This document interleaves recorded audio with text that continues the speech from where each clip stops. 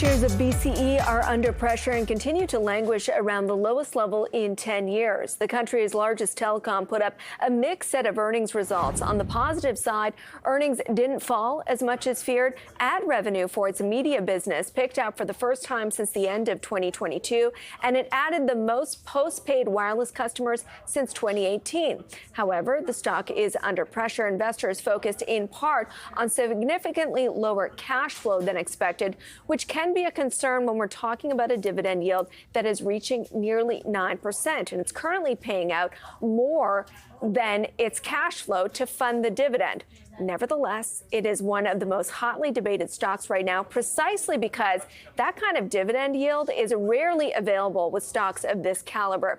So to discuss whether it's a buy, we've got Matthew Dolgin, Senior Equity Analyst covering telecom at Morningstar, and Martin Pelletier, he's Senior Portfolio Manager at Trivest Wealth, part of Wellington-Altus Private Counsel. Gentlemen, and I should disclose to our audience, of course, as we always do, BCE, the parent company of this network. Matt, I want to start with you. In some ways, this was a little bit of a quieter quarter compared to last year, where, there were massive restructuring announcements, a lot of layoffs, and a reduction in expectations. I guess you would say that, there were less fireworks associated with the numbers they put out this quarter.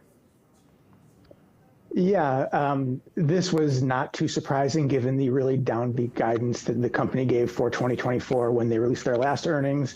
Revenue was poor, but again, not too far out of line with what the company expects for the entire year. And profits weren't great, but they're tracking the full year and they should get better. So it was, I would say, disappointing on the results just because they were not good, but not really surprising. And as you've been talking about, we think just fundamentally the company remains undervalued despite the tougher time right now.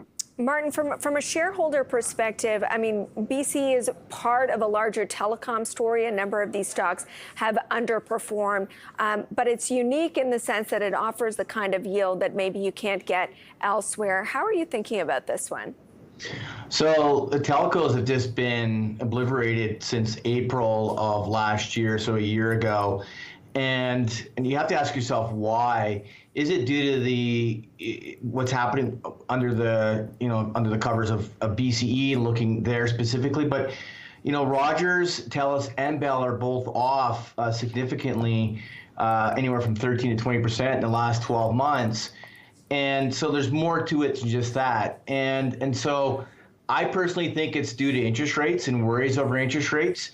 The free cash flow is not enough to cover the dividends at this point, and there are worries about rising interest costs and what that's going to mean to sustaining that dividend, and let alone trying to grow it. And so people are getting a little bit worried from that standpoint. But if you do think that interest rates are going to fall in Canada, and we're one of the people that do, then I think there's a good opportunity here.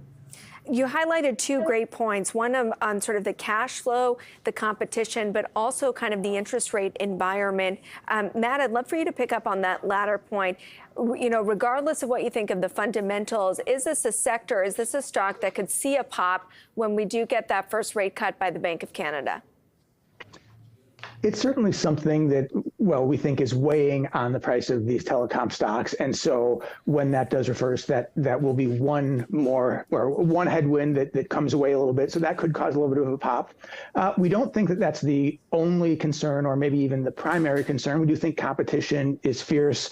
It is true that it's going through the whole industry, but we also think that BCE is underperforming a little bit of peers. So we don't think it's as simple as when interest rates turn, BCE will turn with it, but it is a factor. And again, we think interest rates and other things are really more than priced in given where the stock is trading right now. Let's talk about those competitive concerns and whether you saw it show up in BCE's results. I mentioned the additions of postpaid wireless, Matt, but what are the metrics we should be watching for that give us a hint that competition is heating up? Is it average revenue per user? Is it the churn rate? Yeah, all of those things are important. Average revenue per user is a key thing that we look at. We often kind of overlook prepaid subscriber growth or losses, because postpaid really is more important. But some of the gains that BCE and competitors have been making in postpaid have been the expensive prepaid. And so that has helped with the mix because postpaid subscribers are more valuable, and it helps ARPU. But it kind of masks a little bit the pricing pressure that these companies are facing with the heightened competition. So ARPU, the average revenue per user, doesn't look quite as bad as maybe the competitive nature and the pricing pressures would reflect, given the additions that these companies have been making still with their postpaid subscriber bases. Martin, it's clear there's a lot of negatives to talk about, but to Matt's point, that the question in front of investors is that already priced in? What are you doing with either BCE or the telcos in your portfolio?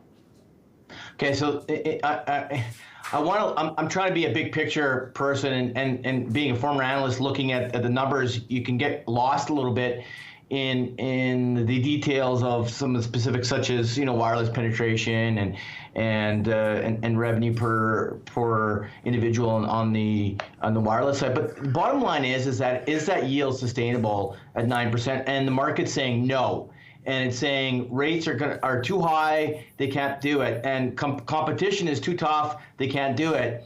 And so if you're a believer in that, then yeah, you should probably not own it, and you shouldn't be chasing it for yield because it's a value trap from that perspective. I'm saying that, hey, look, if it can get past this and rates do fall, making it easier for them. And also, let's not forget about population growth in this country. We've added 1 million people a year over the last 2 years, and there's a lag from when that hits the economy and the market and spending and people getting their cell phones. And so I don't think we've seen that yet among the cell phone providers, and certainly not being factored into the valuations.